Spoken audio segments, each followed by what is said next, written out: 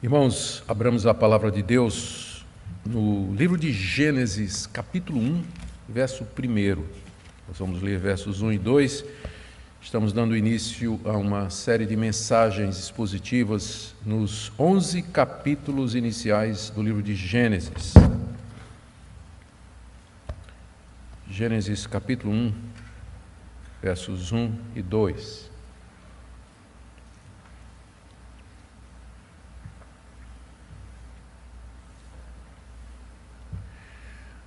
Ouçamos a leitura. Gênesis capítulo 1, versos 1 e 2. No princípio, Deus criou os céus e a terra. A terra era sem forma e vazia. Havia trevas sobre a face do abismo, e o Espírito de Deus se movia sobre as águas. Oremos. Senhor, nós estamos diante das palavras iniciais da Tua grande revelação, e quão profundas e desafiadoras elas são. Nós queremos pedir entendimento, nós queremos pedir discernimento espiritual, à medida que nós tentamos entender todos os mistérios que aqui estão revelados e ficar em paz com relação àqueles que não estão. Nós pedimos, ó Pai, que Tu nos guardes e abençoes na série de mensagens que queremos fazer nesse livro, de maneira que traga entendimento, que traga fortalecimento à nossa fé, compreensão da nossa fé. É o que nós te pedimos em nome de Jesus. Amém. Queridos, conforme dito, nós iniciamos hoje, pela manhã, uma série de mensagens no livro de Gênesis. Não no livro todo, mas nós vamos do capítulo 1 até o capítulo 11. Pode ser que, se chegarmos no final do capítulo 11 e a gente perceber que foi bem, porque isso aqui é um desafio para mim. Eu nunca preguei expositivamente em Gênesis. Então, se até o capítulo 11 a gente vê que está indo bem, dando certo, a gente arrisca até os 50, não é? O livro de Gênesis está dividido em duas grandes partes. Primeiro, a história de como tudo começou, capítulo 1 até o capítulo 11, e depois a história de Abraão e os seus descendentes, que é do capítulo 12 até o capítulo 50.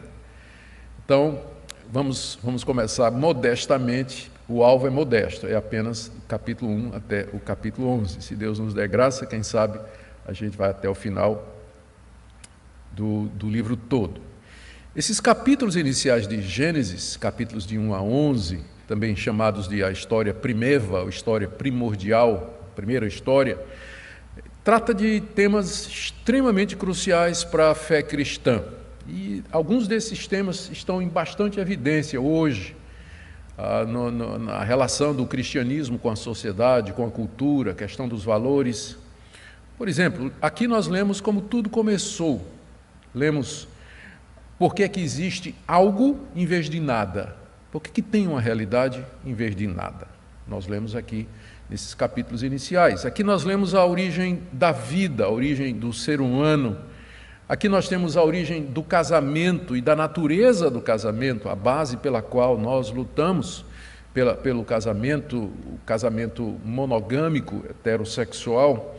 Aqui nós também aprendemos por que existe tanto mal no mundo, por que existe tanta injustiça, por que as pessoas se matam, se odeiam, apesar de Deus ter feito tudo muito bom. E tudo isso nos aponta e nos traz a resposta para a pergunta: por que nós precisamos do Evangelho e por que nós precisamos de um Redentor? Todas essas questões estão aqui nos capítulos iniciais do livro de Gênesis, a ponto de alguém já ter dito que se você tirar esses capítulos iniciais, o resto da mensagem da Bíblia não faz o menor sentido. Você não vai entender o que é que vem depois, né? O porquê do que é que se sucede. Nessa série, então, nós vamos tratar dessas questões, mercê de Deus. Vamos começar vendo algumas coisas introdutórias a respeito do livro de Gênesis. Aqui é muito importante que nós, ao estudarmos a Bíblia, ou qualquer parte da Bíblia, nós procuremos lembrar quando essa parte foi escrita, por quem, para quem, com que propósito, o que é que trata. Não é que isso é essencial para nós termos acesso ao significado do texto, significado salvador. Porque de alguns livros a gente não sabe nem quem é o autor, nem quando foram escritos. Entretanto, qualquer pessoa lendo a Bíblia com o uso ordinário, o uso normal das suas facilidades, pode chegar ao conhecimento salvador de Jesus Cristo, lendo a Bíblia normalmente. Mas você tendo o conhecimento mais aprofundado dessas circunstâncias, isso lhe dá uma clareza maior em você entender a mensagem da Bíblia. Por isso que nós queremos fazer algumas questões, ou trazer algumas questões introdutórias aqui. Primeiro, Gênesis é o primeiro livro da Bíblia, seu nome significa princípio, palavra grega, hebraica, bereshit, que é logo a primeira palavra. Então, é isso que dá o nome ao livro de Gênesis, ele é o livro do princípio.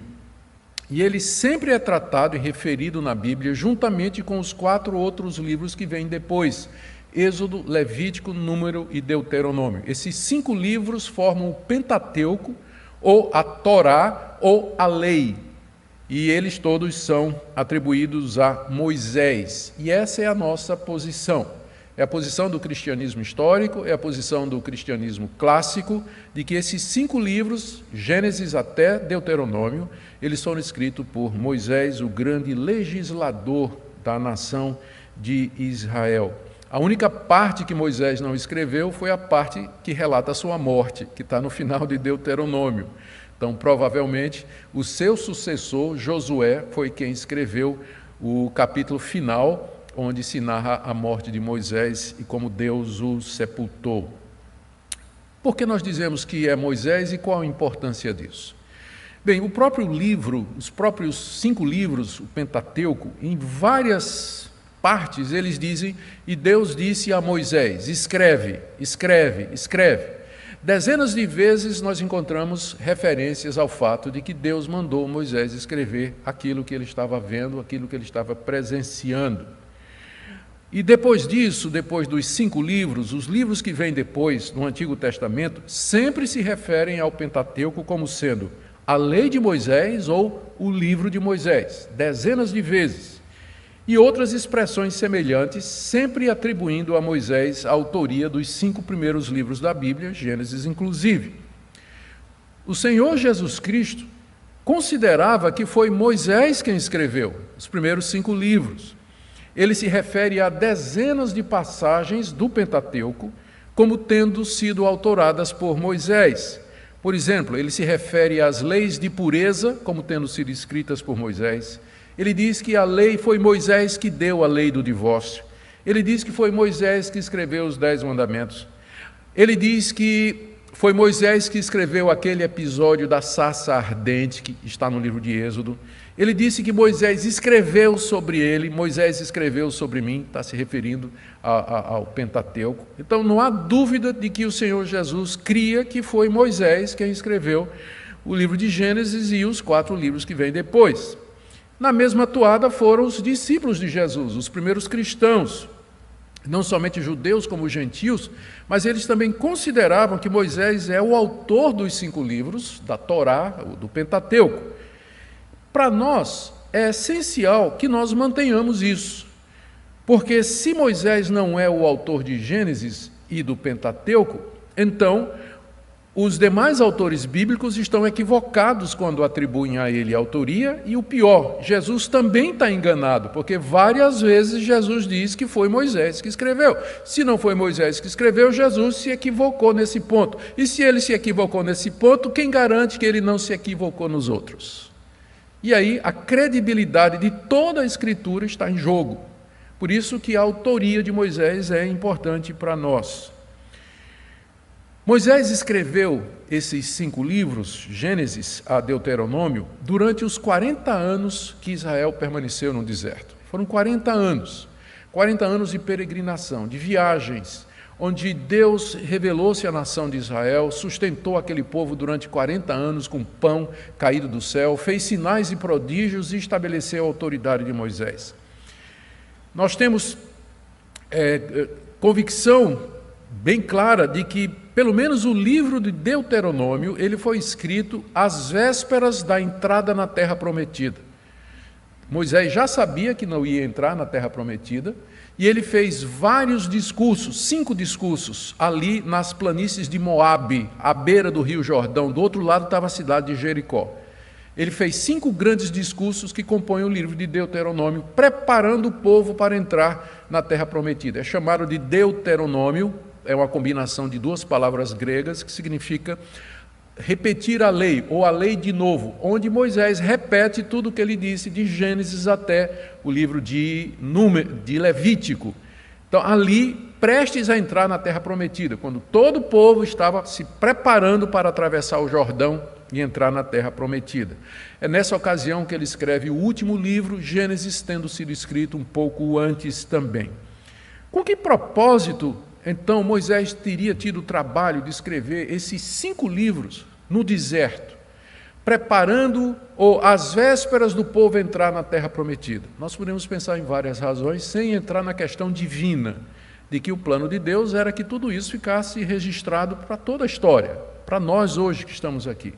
Mas sem entrar nessa perspectiva divina, quais seriam, humanamente falando, as razões pelas quais Moisés teria escrito esse livro? Primeiro, ele queria reorientar a visão de mundo dos israelitas.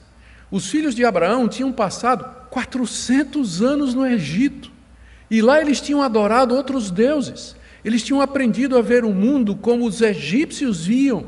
Eles tinham adorado a natureza, eles tinham perdido o conceito de Deus.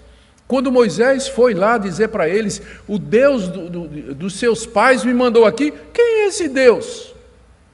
Os israelitas foram, durante 400 anos, reorientados a pensar de uma maneira diferente daquela de Abraão, Isaque e Jacó. Então, era preciso que eles tivessem por escrito, um relato por escrito, da origem da fé deles, como tudo começou, quem é Deus, a aliança de Deus com os seus pais, as promessas que Deus tinha feito para eles, a lei de Deus. Era preciso dar tudo isso. Reorientar a visão daquele povo. Segundo, Moisés quer explicar a origem de certas leis que com certeza pareceriam muito estranhas para aquele povo que tinha passado tanto tempo no Egito. Por exemplo, por que guardar o sábado?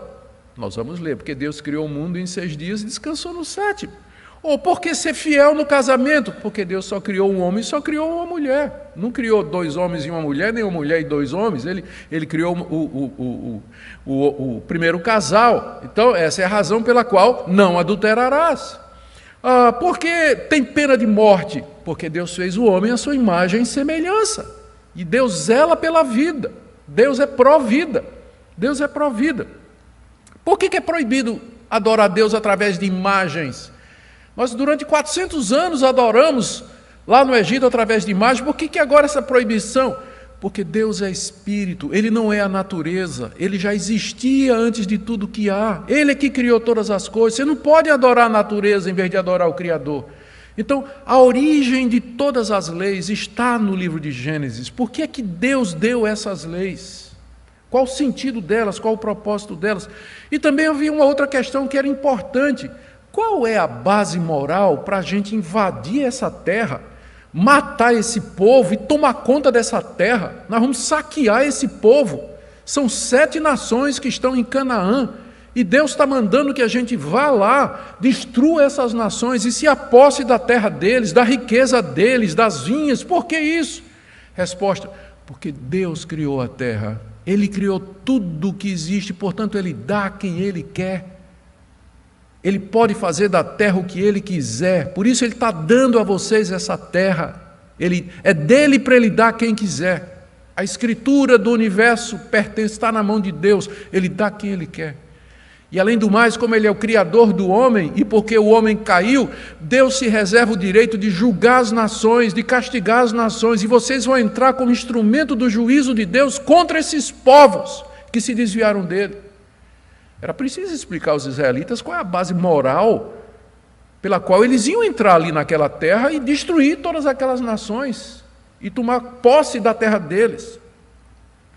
Era preciso mostrar também a superioridade de Deus aos deuses do Egito e aos deuses dos cananeus, os povos que habitavam naquela terra. Lá no Egito, os israelitas tinham adorado o Deus Sol, mas agora eles vão aprender que Deus criou o sol. Deus criou o sol. Deus é superior a todos os deuses do Egito e superior aos deuses que eles vão encontrar ali em Canaã, que são adorados por aqueles povos. Porque nós, eles poderiam perguntar, porque diante de tantas nações, o poderoso Egito, a grande Mesopotâmia, por que somente a nós Deus escolheu? E a resposta está no livro de Gênesis. Porque ele amou Abraão, ele chamou Abraão, escolheu Abraão de entre todos e disse: eu faço uma aliança contigo e com a tua descendência. Entende por que Gênesis é importante? Ele dá a base de tudo mais, ele explica tudo. E o povo precisava saber isso antes de entrar na terra prometida. Precisava saber que Deus tinha feito uma aliança com Abraão e com seus descendentes, que Deus tinha prometido dar aquela terra. Há 400 anos atrás, Deus tinha prometido que aquela terra seria deles. Deus fez uma aliança que tinha condições que precisavam ser obedecidas e tinha também promessas, e a mais importante era de que deles viria aquele que seria o Salvador do mundo. Em tua descendência serão benditas todas as nações da terra. Por isso que Moisés escreveu Gênesis. Por isso que ele escreveu antes de entrarem na terra prometida. Por isso que Gênesis está na Bíblia. Por isso que o nome é Como Tudo Começou. O início de tudo. Por isso que sem Gênesis o resto da Bíblia não faz sentido. Não faz sentido. A gente pergunta, né, como é que Moisés soube de tudo isso? Quais foram as fontes que Moisés usou para escrever? Ele certamente não estava lá no início, né? Então como é que ele sabe que foram 7 dias? Como é que ele sabe a sequência? Ele não estava lá no jardim quando o homem caiu. Quais são as fontes de informação para Moisés ter escrito esse livro? Com certeza, em primeiro lugar, revelações diretas de Deus. O tempo todo, no Pentateuco, Moisés aparece como sendo aquele com quem Deus falava, como quem fala com seu amigo. Deus aparecia a Moisés e eles conversavam cara a cara, cara a cara. Então, quanta coisa Moisés não recebeu diretamente de Deus. Além disso, haviam as tradições orais que remontavam lá ao próprio Éden. Adão passou para os seus filhos, o que é que aconteceu? Que passaram para os seus filhos de geração em geração. Deus preservando até que chegasse em Moisés a tradição oral daquilo que tinha acontecido lá no início, o testemunho ocular de quem esteve lá, Adão e Eva, até chegar a Moisés. Já tinha algumas fontes escritas, inclusive, que circulavam com algumas dessas histórias. Nós lemos no Pentateuco menção ao livro dos justos. Livro dos justos. Que livro é esse? A gente não tem ideia, mas é uma fonte escrita que talvez foi usada por Moisés para compor o Pentateuco e que remonta lá ao começo. É verdade que havia relatos da criação entre outros povos, nós sabemos disso. Além do livro de Gênesis, você encontra relato entre os sumérios, você encontra relatos babilônicos e dos egípcios a respeito de como tudo começou, de como as coisas tiveram origem. E Moisés era versado em toda a sabedoria e toda a ciência do Egito, nos diz lá o livro de Êxodo. Ele foi criado na corte de Faraó, ele tinha acesso a todas essas cosmogonias, é o nome que a gente dá, a origem dos céus, ou teogonias, a origem dos deuses. Isso era comum naqueles povos, Moisés tinha acesso a tudo isso. E é interessante que essas histórias, né, elas falam sempre de que no começo era um caos primitivo. As águas e as trevas sempre existiram e os deuses brigavam entre si. Tinha um Deus que era o Deus principal que queria manter ordem, mas os subdeuses viviam brigando, era uma confusão. Que diferença, se você um dia tiver a oportunidade, leia o relato das teogonias ou cosmogonias dos pagãos, descrevendo como é que tudo começou, e compare com o relato de Gênesis. Você vai ver que diferença marcante. O que nós temos aqui é o relato verdadeiro que foi preservado por Deus de como tudo começou. Deus, através da descendência de Sete, uma vez que Abel morreu, da descendência de Sete, Deus veio preservando via Noé e até chegar em Moisés, que relatou e que serve de base, então, para o livro de Gênesis que nós temos aqui. Então, estas são algumas questões iniciais a respeito do livro de Gênesis. Elas são importantes porque nos dão o quadro maior e vão nos ajudar a entender algumas das coisas que nós encontramos aqui nesses capítulos iniciais. Depois, vencidas essas questões, vamos então ver primeiro o que Moisés ensina sobre Deus, nesses 2 versículos. No princípio, Deus criou os céus e a terra. A terra era sem forma e vazia, havia trevas sobre a face do abismo e o Espírito de Deus se movia sobre as águas. O que nós aprendemos sobre Deus a partir desse relato? Primeiro, que Deus sempre existiu. Você nota que Moisés aqui não explica a origem de Deus, ele apresenta Deus. No princípio, Deus. Quem Deus é, de onde ele veio, nenhuma palavra. Deus é apresentado como sendo autoexistente, como sendo eterno, não tem princípio, não tem fim. Ele já existia antes do mundo ser criado. Em contraste com os deuses do Antigo Oriente, nessas teogonias que eu falei, que de alguma forma foram gerados do caos da matéria, que viviam em conflito entre si, o Deus de Israel é simplesmente apresentado como aquele Deus autoexistente, para quem não se precisa dar explicação. Por isso que o nome dele mais adiante, quando ele se revela, é esse, Yahweh. Eu sou o que sou. Você não tem como me definir. Eu sou o que sou. No princípio, Deus. Deus. Ele é antes de todas as coisas, ele sempre existiu, ele não tem início, ele não tem começo, ele não foi gerado. Nunca houve um momento de tudo que existe em que Deus não fosse. Ele era, é e sempre será o que ele é. Eu sou o que sou. Segundo, nós aprendemos que Deus é um ser pessoal e não uma mera força ativa. Deus tem um plano, ele tem um propósito, ele teve um objetivo ao criar. Ele não criou tudo o que existe por mero capricho, como a gente vê nessas teogonias e cosmogonias pagãs. Ele tinha um alvo, porque Moisés diz aqui, no princípio, Deus criou. Se tem um princípio, é porque tem um fim. É porque tem um propósito, tem um objetivo, senão não faz sentido falar em princípio. No começo, Deus criou todas as coisas, mas ele criou então com algum objetivo, porque se tem um começo, tem um fim. Logo, Deus não é uma força impessoal, uma força ativa que está operando no meio da criação.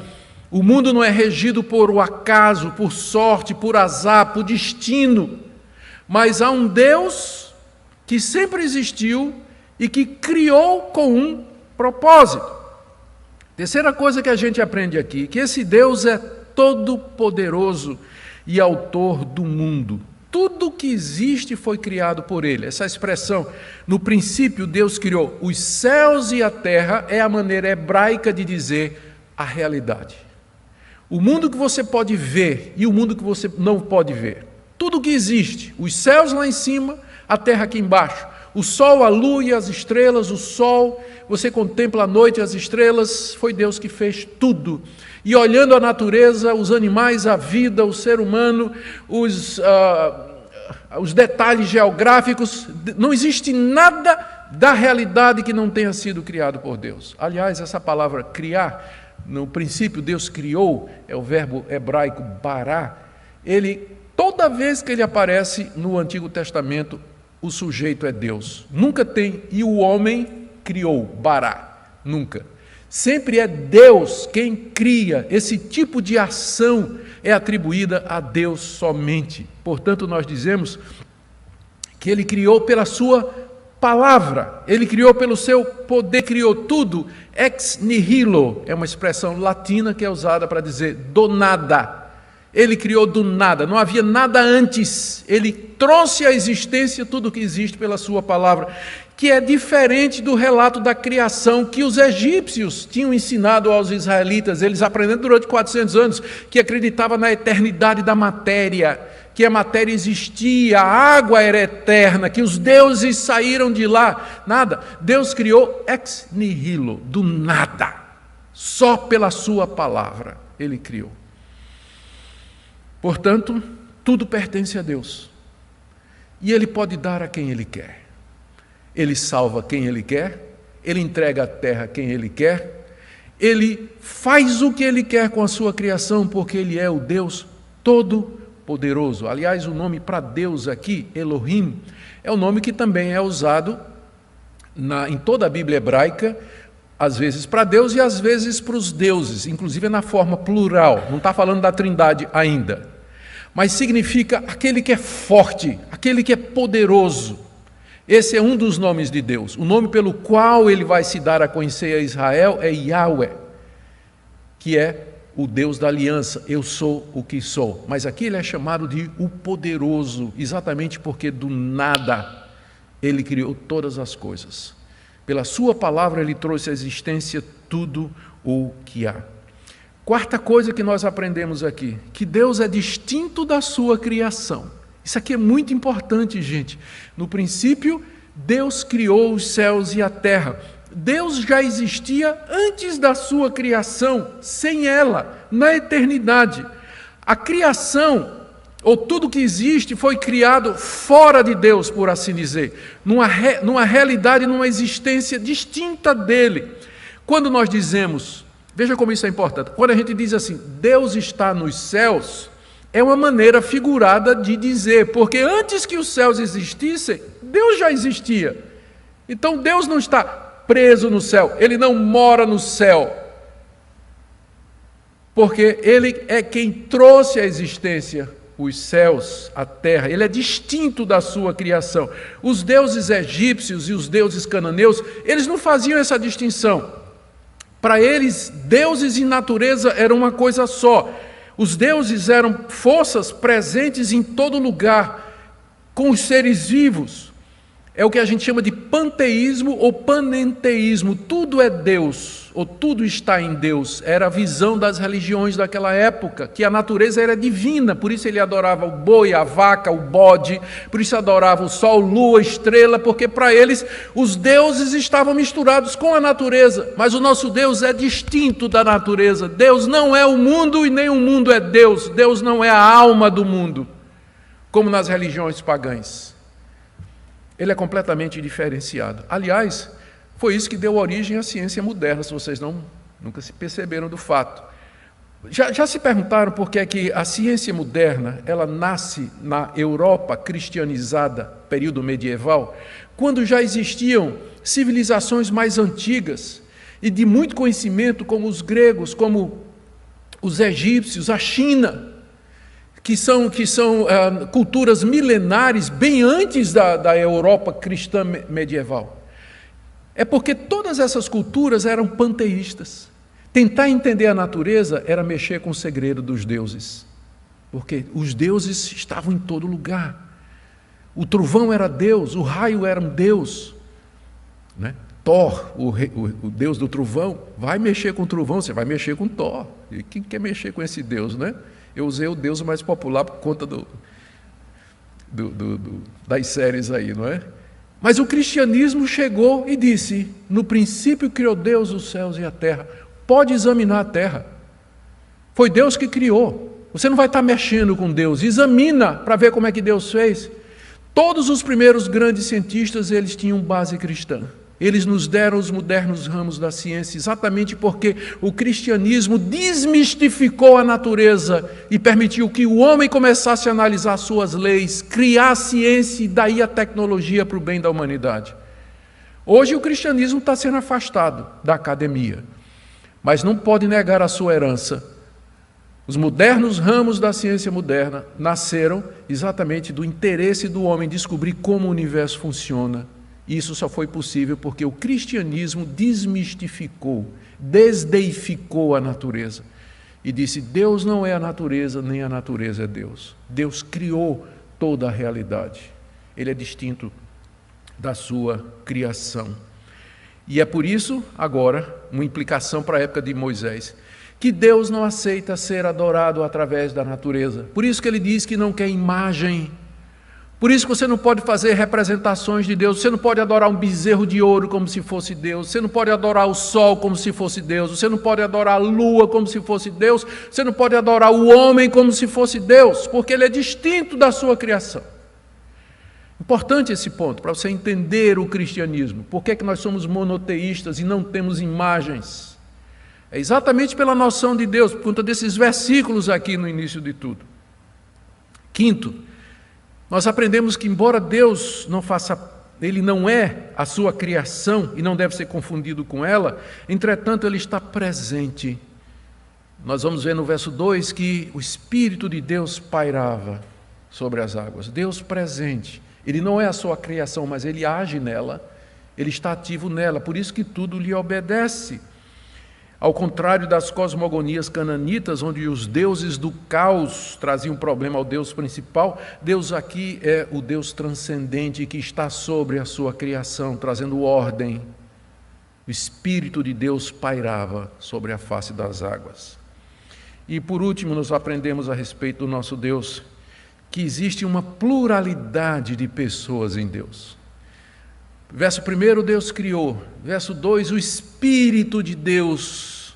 A palavra Espírito, ruach, em hebraico, significa vento também. Só que não tem como traduzir vento aqui, no sentido de sopro. A tradução correta é o Espírito de Deus. O Espírito de Deus pairava sobre a face das águas. Mais adiante, nós vamos ler no verso 26, façamos o homem à nossa imagem e semelhança. Quem são estes? Né? Façamos, é plural. Ou no capítulo 3, verso 22, o homem se tornou como um de nós. Ou no capítulo 11, verso 7, desçamos e confundamos a linguagem do homem, no episódio da Torre de Babel. Aqui você já tem o princípio, a semente da doutrina de que o Deus de Israel é uma pluralidade de pessoas. É um único Deus, mas nele você tem o Espírito e a palavra com a qual ele criou todas as coisas. Início do Evangelho de João.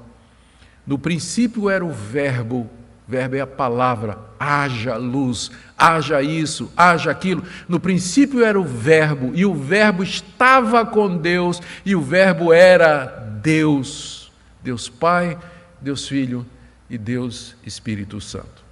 Vamos correr agora para aprender o que é que Moisés ensina sobre o mundo, né? Eu tinha pensado ingenuamente que 2 versículos dariam para fazer dentro do tempo aqui, mas é muita coisa, né, que a gente tem.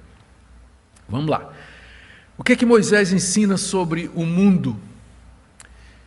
Primeiro, que os céus e a terra representam toda a realidade visível e invisível. Quando ele diz os céus, se refere ao sol, luas, estrelas, e terra, o nosso mundo observável, tudo que neles há. Segundo, que o mundo, tudo que existe, teve um começo. O mundo não existiu sempre. Ao contrário do conceito pagão de que a matéria e a água eram eternos e que os deuses vieram de lá. Portanto, o mundo não é autoexistente, mas ele depende de Deus. Terceiro, o mundo não é divino e nem Deus é o mundo. Já falei sobre isso. Quarto, o mundo e tudo que nele há foram criados em etapas. E não tudo e todos de uma única vez. Você vê que no verso 1, é dito que no princípio Deus criou os céus e a terra. E no verso 2 diz que a terra era sem forma e vazia. O primeiro ato de Deus foi da massa informe de água e terra, misturados. Água aqui representada por abismo ou fonte subterrânea, como é usado o termo no restante da Bíblia. Tudo foi feito sem forma, não tinha ainda forma. Imagina aquela massa de água, de terra em plena escuridão. É chamado de vazio porque não tinha ainda vida, não tinha seres que nela habitavam. A escuridão tomava conta de todas as coisas porque Deus não tinha feito a luz ainda. Então, no começo, esse é o primeiro passo. Deus cria a matéria-prima, por assim dizer. A massa bruta era criada ali. Entretanto, que é outra coisa que nós aprendemos, o Espírito de Deus já se movia sobre a face das águas. Perceba, verso 2. A terra era sem forma e vazia, havia trevas sobre a face do abismo. Que abismo é esse? Resposta na frase seguinte. E o Espírito de Deus se movia sobre o abismo, sobre as águas. A palavra abismo aqui representa as águas. Então, toda aquela massa sem forma, convoluta, mas o Espírito de Deus se movia sobre eles. Essa frase aqui, o o Espírito de Deus se movia. Esse verbo ele é usado várias vezes na Bíblia hebraica para significar uma ave chocando o seu ninho. Uma ave gigantesca sobre o seu ninho, chocando os ovos, preparando para que eles venham à luz. É o mesmo verbo que é usado aqui, o Espírito de Deus sobre a criação, sobre a massa informe, preparando para o próximo passo, que serão os 6 dias, onde Deus vai criar tudo direitinho, que é o que nós veremos na próxima mensagem, se Deus permitir. Espírito de Deus, isso significa que no tempo certo e no tempo apropriado, dentro dos seus planos, Deus haveria de fazer esse mundo lindo, belo, maravilhoso, complexo, rico, misterioso, que nós temos diante de nós e onde nós vivemos. Algumas aplicações práticas para terminarmos. Primeiro, receba esse relato pela fé. Aqui não se trata de um relato científico.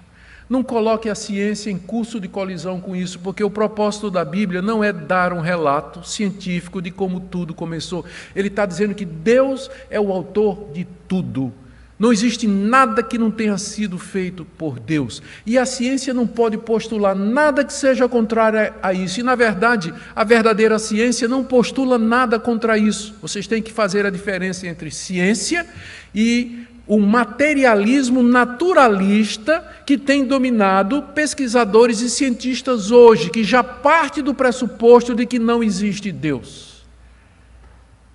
O livro de Gênesis ele não usa linguagem científica, ele não foi feito para isso. Ele foi feito para nos dizer todos esses pontos que eu afirmei.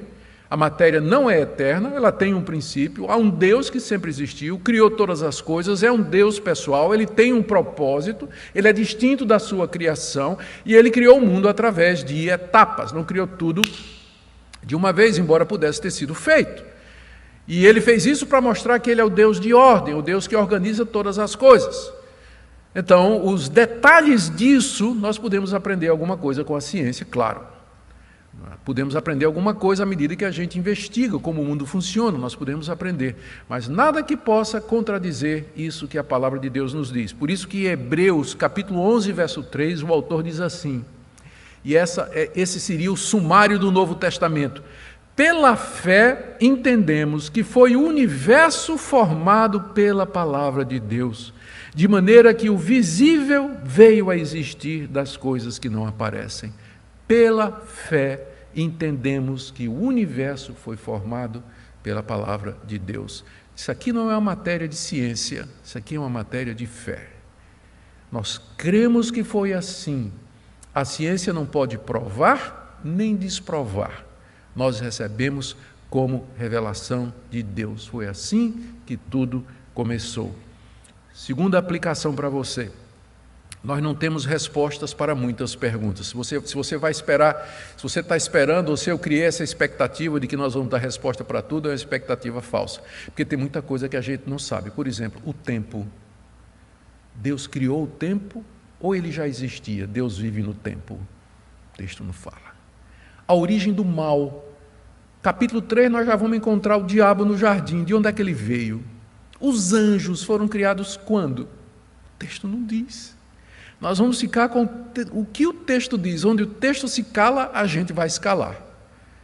Porque nós não temos respostas para questões. Porque o que Moisés está informando aqui aos israelitas era aquilo que eles precisavam saber para entrar na terra com segurança e dizer: essa terra é nossa por direito, o Deus Criador de tudo nos deu.